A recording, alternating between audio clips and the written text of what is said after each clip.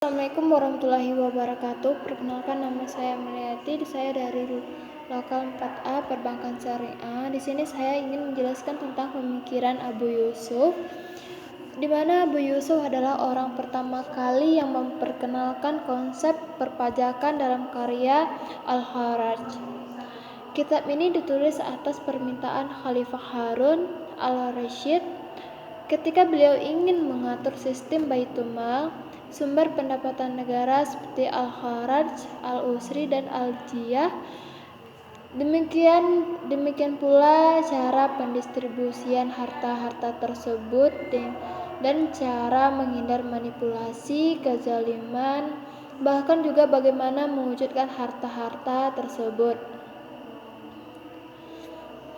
untuk kepentingan penguasa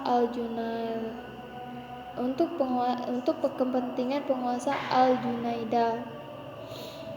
Muatan konseptual Al-Kharaj dan visi strategis terhadap kebijakan sumber pendapatan negara mencerminkan keunggulan akademik Abu Yusuf dalam bidang ekonomi dan pengalaman menjabat sebagai hakim agung.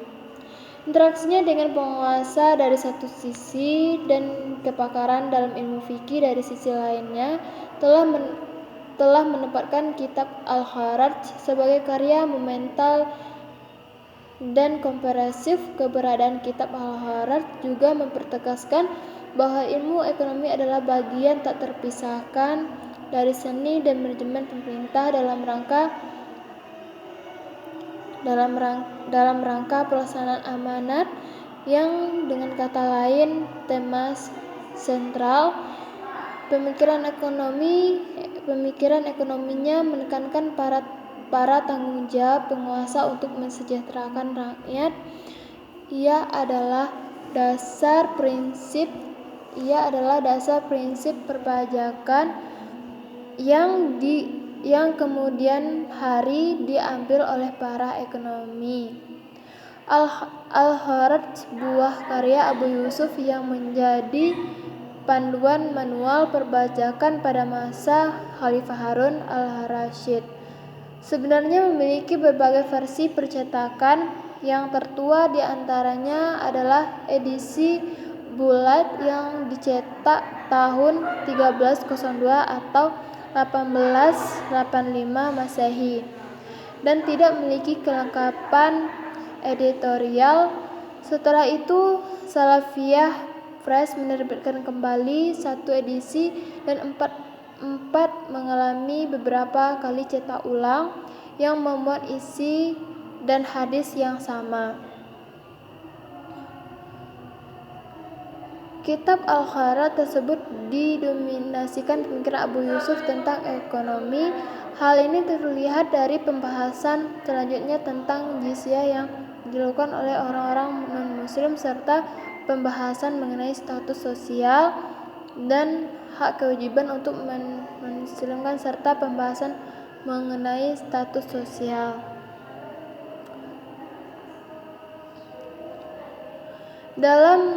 Dapat dipastikan bahwa konsep ekonomi makro tidak ditemukan dalam Al-Kharaj karya Abu Yusuf dan juga belum dikenal di dunia barat sampai abad Pasha Abu Yusuf.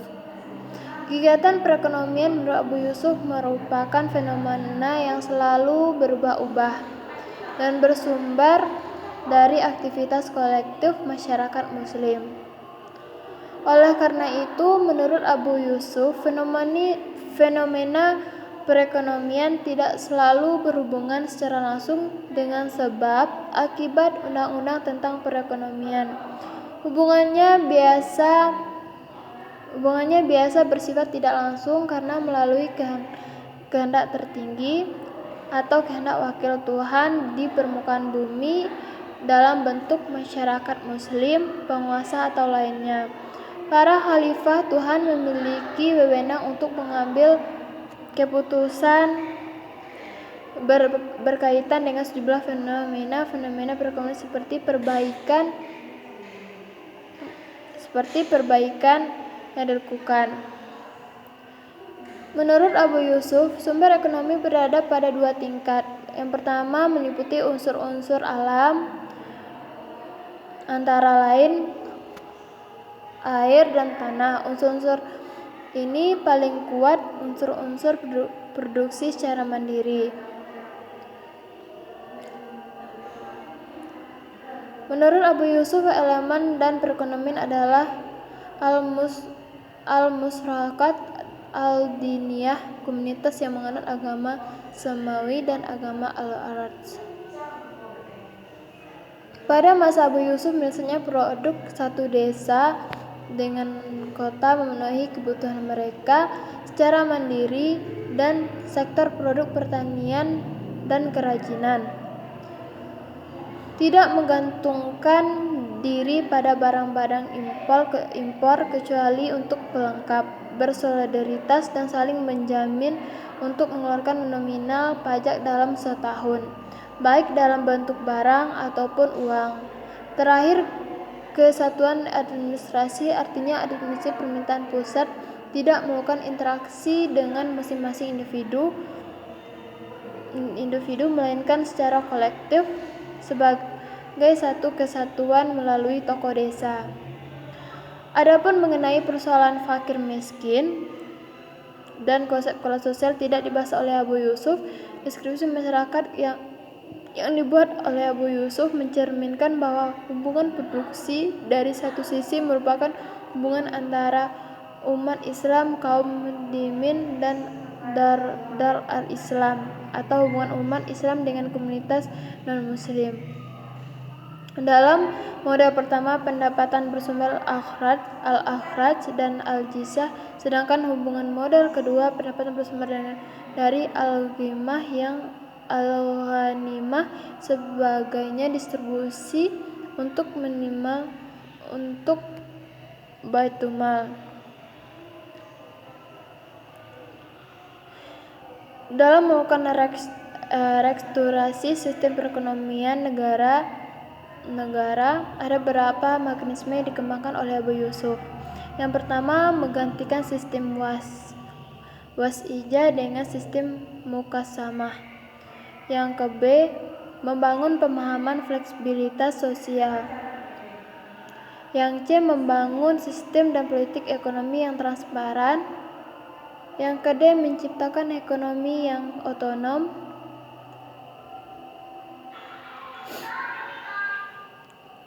Studi kritis terhadap pemikiran ekonomi Abu Yusuf.